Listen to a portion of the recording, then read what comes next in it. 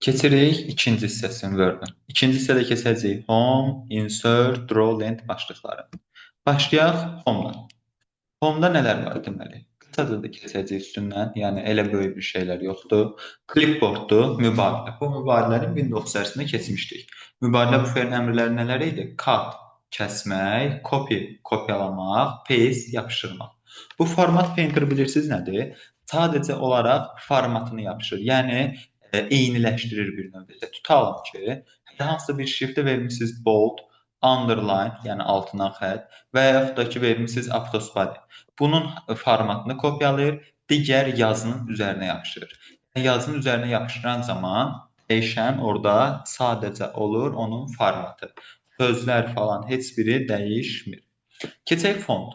Fontun daxilində məsəl üçün burada yazı tipi var. Yazının, yəni şriftin boyu var. Sonra A yuxarı gedən xətt şriftin ölçüsünü artırır, aşağı gedən xətt şriftin ölçüsünü artırır. Daha doğrusu azaldır. Böyük ya, kiçik ya. Yəni şəklindən də gördüyümüz kimi böyük, kiçik hərfləri ilə yazmaq üçün. Yəni bir növ desək, registri dəyişir. Sonra gəl bax bu silgi işarəsi. Silgi işarəsi sözü silmir. Sadəcə olaraq sözə verdiyimiz bütün formatları silir. Tutalım ki, sözə vermişik qalından yazı, italik yazı, underline yazı və yaxud da ki, üstündən xətt çəkmişik. Bunlar formatlar sayılır da. Sadəcə olaraq həmin formatlarını silir. Dümdüz hansı yazıdaydısa onda yazır. Bu bold, qısa yolu Ctrl-B-dir, Bakı, qalın yazı üçündür. İtalik kursivdən yazı üçündür, qısa yolu Ctrl-İ-dir. Underline altından xətt çəkmək üçündür sözlərin, qısa yolu Ctrl-U-dur. ABS üstündən xətt çəkilmiş. Misal üçün qanunvericilik dərslərinizdə görürsüz də, tutalım ki, deyir ki, bəs hər hansısa bir şeyə məxsus deyil də, üstündən xətt çəkir, mənsubdur yazır. Həmin o üstündən xətt çəkmələri tənzimləyir. X2 deməli indeksdə yazmaq üçündür. X kvadratı üzərində yazmaq üçün, yəni qüvvətində yazmaq üçündür. Sonra hərflərə kölgə vermək üçündür. Ondan sonra highlight effekti vermək üçündür. Highlight effektini bilirik də, misal üçün ən çox qızlar edir də, indi bunu desək. Qızlar götürür lazımlı hissələrinin arxasından flomasterla çəkirlər. Bax, o hissədir və bu gördüyümüz hissədəki qırmızı ilədir. Misal üçün indiki şriftin rəngini, yazacağımız rəngi qırmızı ilə təyin eləmək üçündür. Sonra gəlir paraqraf hissəsinə. Paraqraf hissəsini biraz ətraflı keçəcəyik. Burada gördüyümüz mübadilə buferidir. Mübadilə buferinin də daxilində paste optionların 4 dənə əmri var. Bu birinci gördüyümüz ilkin formatı saxlayaraq əlavə eləyir. Bu gördüyümüz ikincisi fraqmenti yapışdırıldığı yerin formatına uyğun olaraq əlavə eləyir. Üçüncüsü, bax şəkil var da, gördüyümüz kimi şəkil oxşuyur. Şəkil formatında əlavə eləyir və nəhayət sonuncusu, dördüncüsü formatlaşdırmanı silərək əlavə eləyir. Ondan sonra mübadilə əmrində 24 dənə element olur maksimum. 25-ci gələn kimi birinci silinib gedir. Sonra gəlir font. Daha doğrusu font gəlmir, paraqraf gəlir. Paraqrafın daxilində gördüyümüz kimi birincisi bulletlər var. Bu bulletlər nə eləyir? Sətirləri nizamlamaq üçün istifadə edirik də. Misal üçün birincisi sətirdəki nələrdir? Sadəcə qarşısına şərti işarələr qoyur. Bu şərti işarələr nələrdir?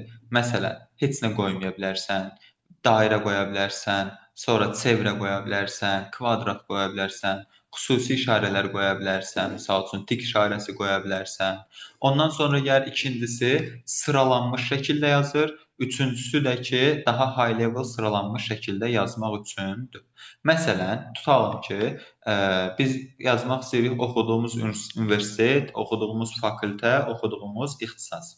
O zaman yuxarı yazacağıq, misal üçün Bakı Dövlət Universiteti, fakültə hansıdır məndə misal üçün? Tətbiqi riyaziyyat və kibernetika, aşağısında da oxuduğum ixtisassa kompüter elmləri olaraq yaza bilərik. Sonra gəlir abzasın soldan və yaxud da ki, sağdan düzləndirilməsi, A-dan Z-ə doğru nizamlandırma. Baxın, bu işarə nə üçündür bəs? Bu işarə də abzasların bitdiyini göstərmək üçündür. Məsələn, bunun arxasına qoyduqca hər dəfə abzasların, daha doğrusu sətirlərin bitdiyini bizə göstərir. Deaktiv eləyək, davam eləyək. Sonra gəlir nələrimiz? Soldan düzləndirmə, soldan düzləndirmə. Sol nədir ingiliscə? L, Ctrl L-dir qısa yolu. Mərkəzə doğru düzləndirmə centerdir, amma Ctrl C kopyalamaqdır. Bunun qısa yolu olur Ctrl Y. Sağa doğru düzləndirmədir. Qısa yolu Ctrl R-dir, right sözündəndir. Sonra gəlir okey. Sonra gəlir mərkəzə doğru düzləndirmə, daha doğrusu hər tərəfdən düzləndirmə. Justify-dır, qısa yolda Ctrl J hərfidir. Sonra abzasların yuxarı aşağı doğru, daha doğrusu sətirlərin desə daha doğru olar. Sətirlərin yuxarı aşağı doğru nizamlandırılmasıdır. Sonra gəlirik abzasların rəngləndirilməsi və abzasların qısaca desək çərçivələrə alınmasıdır. Sonra davam eləyirik nələrdən? Burada gördüyümüz hissələr sadəcə oxusaz bəs eləyir. Paraqraf qrupunun alt əmrləridir. Yəni düşmə ehtimalı çox aşağıdır, belə deyək. Ehtiyac da yoxdur. Sonra gəlir style. Style nədir? Üslublardır. Üslubları da yəni özümüz istədiyimiz növdə seçə bilərik. Məsəl üçün 4 dənə üslubumuz var. Simvol üslubudur, abzas üslubudur, siyahı üslubudur, cədvəl üslubudur. Yəni nə olduğunu öyrənməyimizə o qədər də ehtiyac yoxdur. Sonra gəlir editing. Editing ən maraqlısıdır. Editingin daxilində find var, replace var, select var. Findin öz alt əmrləri var. Search düz axtarışdır. Search'ün də alt əmrləri var, all. Bütün hamısını axtarmaq üçündür və yaxud da ki, down aşağıdakılara bir-bir keçiddir, altdakı yuxarıdakılara bir-bir keçmək üçündür. Match case registri nəzərə alaraq, yəni böyük kiçik hərfləri nəzərə alaraq axtarır. Find whole words only. Find nədir? Tap, whole bütün, words sözlər, only da yalnız. Yəni qısa da birləşirsək, yalnızca bütöv sözləri tapmaq üçündür. Use wildcards. Wildcards da şablon ifadələridir. Bu şablon ifadələri əməliyyat sistemlərinə keçmişdik bəzilərinizdən. Nədir? Sualdır, ulduzdur. Ulduz istədiyi qədər simvolu əvəz eləyə bilirdi. Sualda yalnızca bir simvolu əvəz eləyərək axtara bilərsiniz.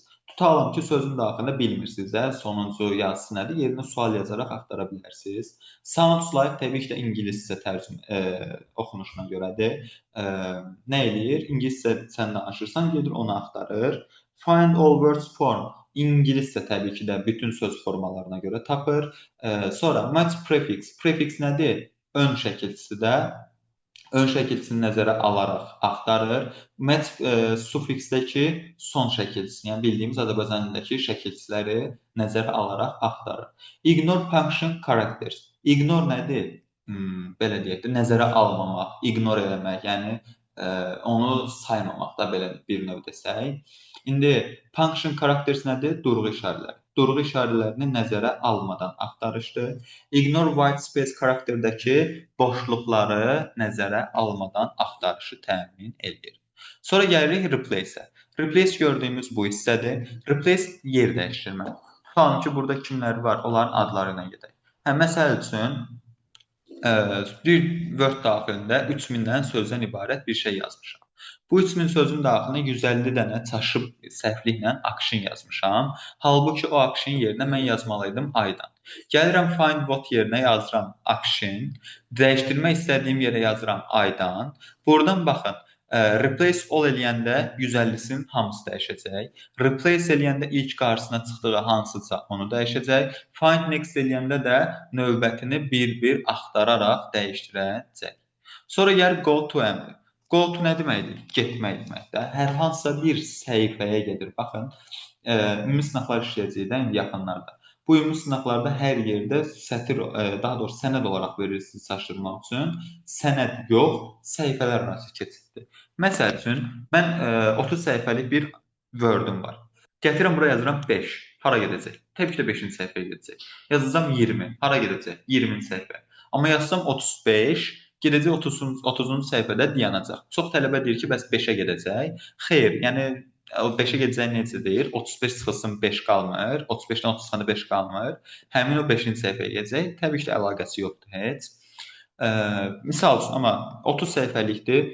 Mən 15-ci səhifəsindəyəm. Plus 5 yazsam amma 15-in üstünə 5 gələcək, gedəcək 20-sinə. Plus 30 yazsan, 15-in üzərinə 30 yəni 45 edir. Yenə gəlib 30-da dayanacaq. Məsələn, 15-də dayanmışam.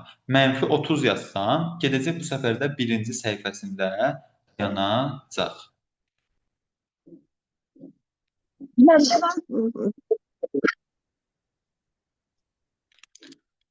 Ondan sonra gəlir select düyməsi. Bax, select düyməsini sizdən hər dəfə soruşacağam. Selectin daxilində hide show əmri var. Bu hide əmri vasitəsilə obyektləri gizlətmək olur. Sınaqlarda da düşür, imtahanlarda da düşür. Deyir ki, obyekti hardan gizlədə bilərik? Hardan gizlədərik? Selection-ın hide əmri vasitəsilə. Selectin daxilində əmrlər var. Select all var, hamısını seç. Select obyekt var, sadəcə obyektləri seçmək üçündür. Select all text with similar formatting, eyni formata malik olan bütün mətni seçmək üçündür. Selection pane-də daxilində 2 dənə əmr oldu. Show all, hide all. Obyekti gizlətmək, hide all, obyekti göstərmək, show all-dur. Sonra gəlir insert. Insert-ü buradan gedək. Page-lər var. Cover page var. İlk səhifəsini coverlamaq üçün, yəni ilk vərəqidir. Blank page boş səhifələr əlavə etməkdir. Page break-dəki səhifələr arasında məsafələri ötürməkdir. Ondan sonra gəlir table. Table vasitəsilə cədvəllər əlavə edirik. Illustration. Illustration daxilində şəkil əlavə etmək var. Shape, fiqurlar əlavə etmək var. Icon, piktoqramlar əlavə etmək var. 3D model, bildiyimiz 3D fiqurları əlavə etmək var. Smart art, ağıllı diaqramlardır. Chartdakı sadəcə diaqramlar əlavə etməkdir.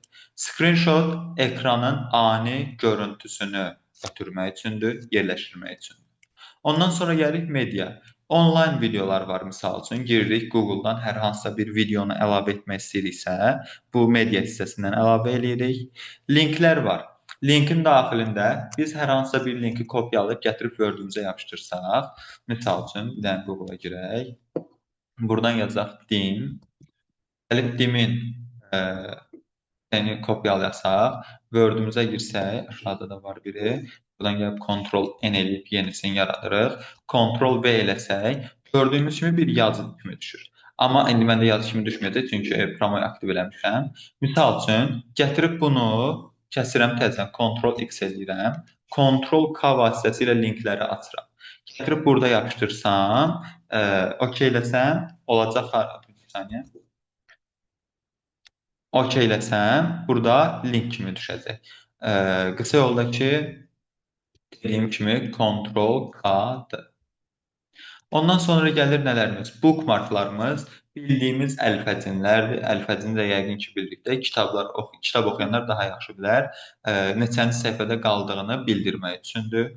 Cross-reference-dakı çarpaz istinadlardır. Bir-biri ilə arasındakı əlaqələri bildirir. Comment, yeni comment əlavə etməkdir. Bu comment əmrini 2 yerdə görəcəyik. Bir burada, bir də referansda. Referans amma daha ətraflı görəcəyik. Bu commentdə sadəcə comment əlavə edə bilirik.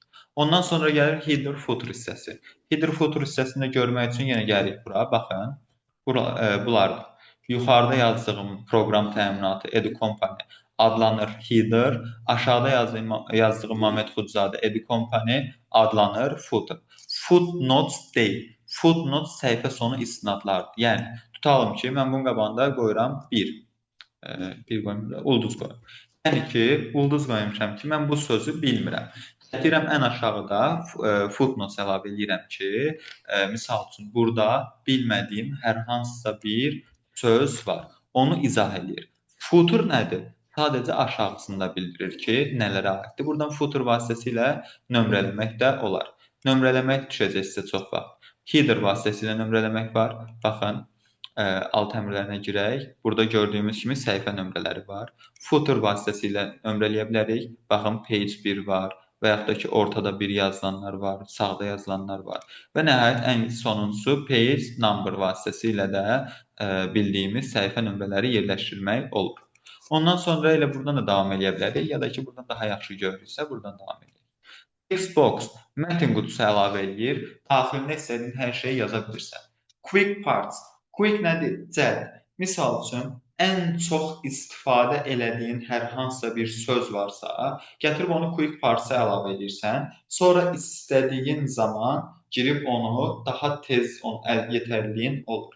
Word ad qəribə şəkildəki rəqəmləri, hərfləri daxil etmək üçündür. Göstərməkdə, misal üçün, buradan gedirik. Gördüyümüz kimi formaları fərqlidir. Gəlir burada. Ondan sonra gəlir, yenə keçək bura. Buradan daha yaxşı görsənir. Gəlir drop cap'lər.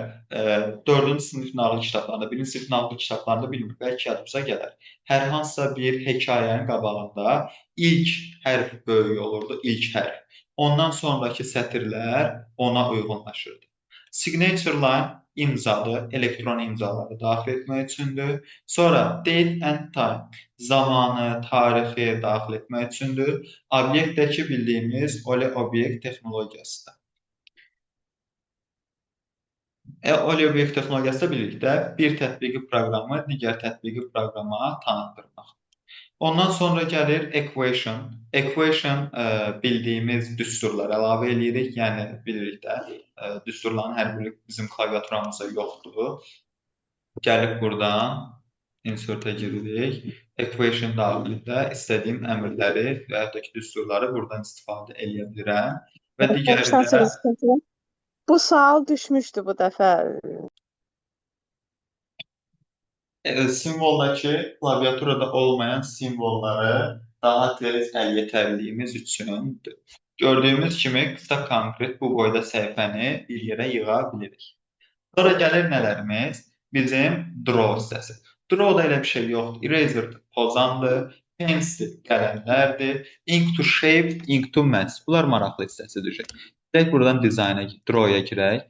Draw-da ink to shape eləsək, məsəl üçün, mən gəlib bura şəkil çəksəm, mənim şəkillərimi, gördüyünüz üçbucağı qəribə çəksəm belə gətirib üçbucağa oxşada bilir. Tutalım ki, ayda 40 dondur.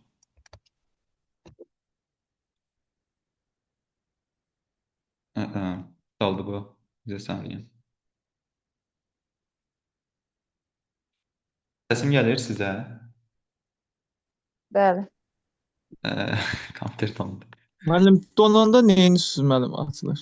Ctrl Shift Escape eləsən normalda açılmalıdır. Prosta məndə elə yerli dibli donur ki, o da girmir. Word-un problemləri də hamısı quick işlətmənin şeyləri. Neynəsiz müəllim? Bir daha deyin təzədən. Ctrl Shift Escape-ə girəndə oradan girib RAM-ı boşaltmaq olur normalda. Prosta məndə elə yerli dibli donur ki, heç nə olmur. Gözlüyüm bir dənə kompüteri söndürüm, yandırım gələcək. Dədə baba qaydası. Gəlirəm indi.